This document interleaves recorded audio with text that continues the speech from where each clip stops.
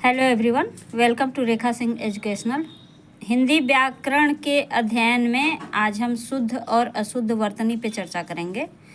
शुद्ध और अशुद्ध वर्तनी हर प्रतियोगी परीक्षाओं में हिंदी में 1 नंबर के लिए पूछ लिया जाता है, जिसमें हम शब्दों पे अच्छी पकड़ न रखने के कारण गलत कर देते हैं। तो उसमें कुछ शुद्ध और अशुद्ध शब्द ऐसे हैं जिसमें हम आज चर्चा करेंगे, जो अक्सर हमारे प्रतियोगी परीक्षाओं में आते हैं, और उस पर थोड़ा सा ध्यान दे के और उसके ऊपर थोड़ा प्रैक्टिस करके हम उसको सही कर सकते हैं।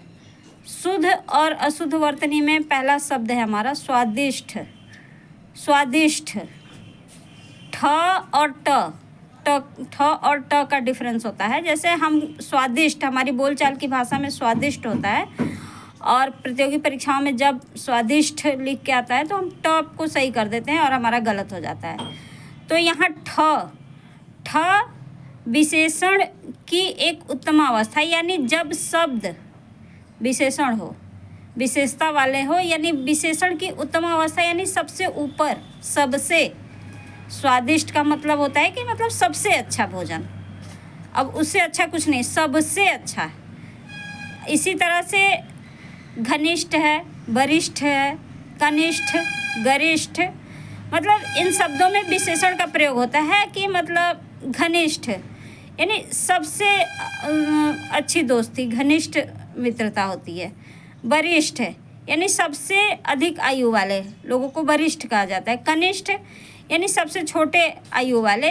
तो सबसे विशेषता में उत्तम अवस्था, जैसे कि डिग्री में सुपरलेटिव डिग्री होती है, तो उसमें यानी उससे अच्छा कुछ नहीं हो सकता। सबसे अच्छा जो होता है उसमें ठ लगाते हैं, और यदि शब्द विशेषण वाले नहीं होते हैं तो वहाँ ट लगता है। जैसे अनिष्ट, मिष्टान, यथेष्ट, अदृष्ट, क्लिष्ट, यहाँ पे ट लगता है, यहाँ विशेषण शब्द नहीं है। तो इस तरह से हम शब्दों को, ये ठ और ट के शब्दों के कन्फ्यूजन को दूर करते हैं। दूसरा शब्द है धूमपान। धूमपान अक्सर धूम्रपान जो बोलचाल में है, तो धूम्र नहीं होता है, धूम होता है। धूम यानी धुआं, जैसे धूमकेतु, धुएं की पताखा, धूमकेतु बोला जाता है, तो धूम माने धुआं होता है। ज्योत्सना, ज्योत्सना में कभी कभी पूरे सब, जैसे स को हम पूरा स कर देते हैं, तो पूरा स नहीं होता है। ज्योत्स्ना, इसका वो जो होता है शब्द का विच्छेद होता है। ज्योत्स्ना यानी ज्योति से स्नान किया हुआ, यानी ज्योत्सना जो है चांदनी का जो पर्यायवाची है, तो ज्योति से स्नान किया हुआ, प्रकाश से स्नान किया हुआ जो है वो चांदनी। तो इसको आधा स, त में भी आधा स और स में भी आधा स, तो में भी आधा और स भी आधा। इसी तरह से अनधिकार होता है, अनधिकार होता है, तो यहाँ अक्सर अनाधिकार लिख दिया जाता है, या हम कर लेते हैं कन्फ्यूजन में। तो अनाधिकार नहीं होता है। अन, जहाँ अन का प्रयोग न के रूप में हो, जैसे उस शब्द को तोड़ते हैं तो वहाँ अधिकार है, यानी अधिकार नहीं। अधिकार नहीं जब होता है तो अनधिकार हो गया।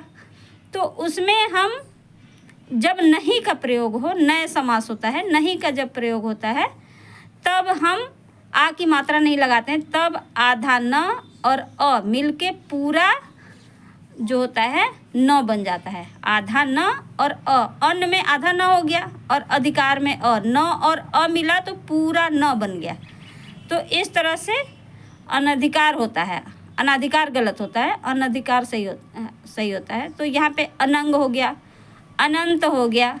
तो इस तरह से शब्द को वर्तनी शुद्धि में इसको ध्यान देते हैं। एक जो मोस्ट है कि अंतर्धान, ये अक्सर गलत होता है। बहुत से लोग अंतर्ध्यान कर देते हैं, अंतर्ध्यान नहीं, अंतर्धान होता है। अंतर्धान में जो होता है उसमें हिंदी का शब्द जो है सही होता है अंतर्धान। धान यानी धारण करने वाला, अंतर यानी गुप्त, गुप्त रूप को धारण करने वाला, उसको कहते हैं अंतर्धान। यानी उसका जैसे धान को भी तोड़ते हैं, धा धातु है और यहाँ पे ल्यूट प्रत्यय होता है। ल्यूट प्रत्यय में जो होता है वो धान हो जाता है, यानी धारण करने वाला, धा धन अंग, यानी जिसका मतलब शरीर जो है वो गुप्त हो जाए तो अंतर्धान होता है।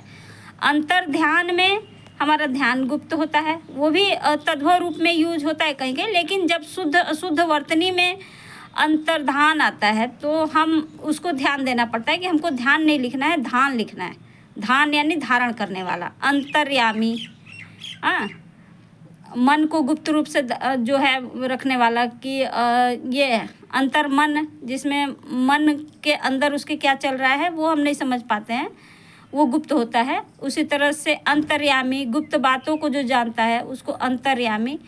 तो अंतर का ये डिफिनीशन यहाँ पे रहता है। तो फिर इन शब्दों को पकड़ के सही से हम जब उसका शब्द पे चर्चा करते हैं, चर्चा परिचर्चा होती है, तो शब्द का सही रूप हमारे सामने आता है। तो इस तरह से आज यहीं समाप्त करते हैं।